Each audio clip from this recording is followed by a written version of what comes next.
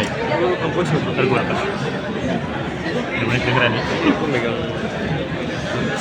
Baik, terima kasih rekan-rekan pers. Jadi tadi Ibu Ripka Ciptaning ngasih tanggapan ke saya, ini Pak Hasto baik banget, seluruh pertanyaan dijawab. Ya buat saya karena ini adalah tanggung jawab saya sebagai warga negara. Meskipun banyak yang disampaikan tadi, itu adalah bukan percakapan saya. Itu adalah WA-WA yang saya ketahui melalui persidangan. Baik pada tahun 2020 maupun sekarang. Nah, sehingga terhadap segala hal yang disampaikan dari keterangan saksi-saksi, sejak awal saya tidak mengetahui adanya suap, kemudian ada dana operasional, nama-nama saya sering dipakai oleh pihak lain untuk kepentingan-kepentingan tertentu. Dan dalam fakta persidangan, baik dari saudara Doni Tri Istiqomah maupun Saiful Bahri yang tadi banyak dibahas dalam persidangan, itu adalah upaya mereka berdua, mereka yang meng-create segala sesuatunya termasuk dana operasional tersebut.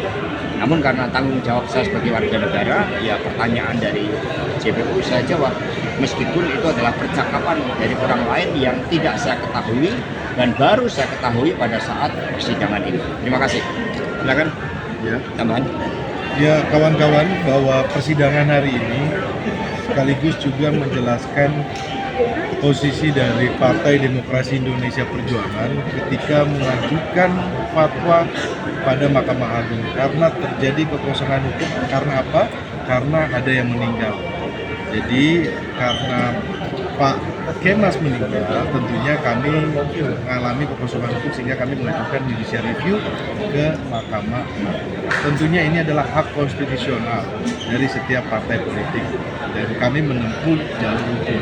Jadi itu sudah clear ya. Yang kedua, ini juga memperkuat keterangan dari Pak Hasto Kristianto, memperkuat dengan keterangan saksi yang lainnya dari saksi-saksi kunci yang dihadirkan oleh penuntut umum seperti Saiful Bahri, Doni Tri Istiqomah, kemudian Kusnadi, kemudian Tio. Yang ingin kita sampaikan sekali lagi kepada publik bahwa sumber uang suap itu dari Harun Masiku. Kemudian tidak terjadi obstruction of justice. Karena apa? Contohnya yang disampaikan oleh saksi kunci bernama Nur Hasan, yang dimaksud dengan bapak yang menyuruh untuk menenggelamkan HP pada peristiwa 2019 itu bukan Mas Hasto Kristianto, melainkan dua orang pegawai yang datang minta untuk kantor tersebut ditenggelamkan pada peristiwa 2020.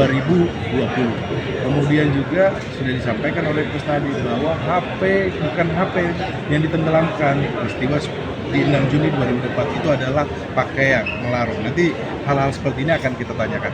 Jadi teman-teman, dari persidangan yang sudah berjalan, ini persidangan ke-18 ya, bahwa tidak ada bukti yang mengaitkan Pak Hasto terlibat dalam kasus suap maupun perintangan penyidikan. Jadi sudah selayaknya, tanpa mendahului majelis hakim, maka kami berharap bahwa Pak Hasto bisa dibebaskan dari semua tuntutan dari jaksa penuntut umum. Kami minta dukungan dari publik. Terima kasih. Bang Roni, diketahui nggak sih Bang orang yang berbincang dengan Saiful Bahri dan Doni Tri Istiqomah di percakapan tadi? Saya pikir itu harusnya digali oleh KPK ya pada peristiwa 2019. Tapi itu kan tidak pernah terungkap pada persidangan nomor 18, nomor 28, 5 tahun yang lalu.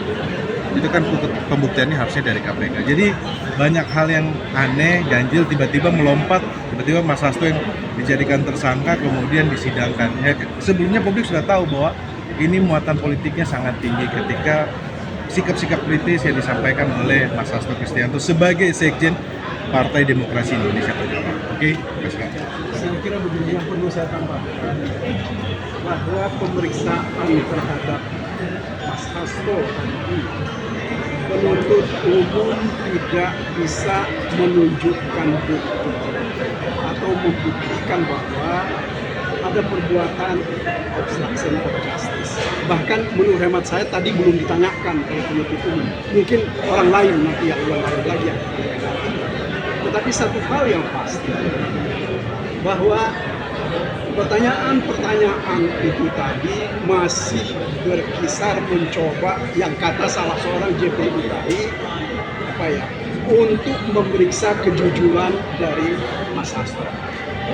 Padahal apa yang dia anggap sebagai upaya mencari kejujuran adalah masalah yang tidak ada hubungannya dengan perkara ini. Itu yang jadi problem pokok. Ya.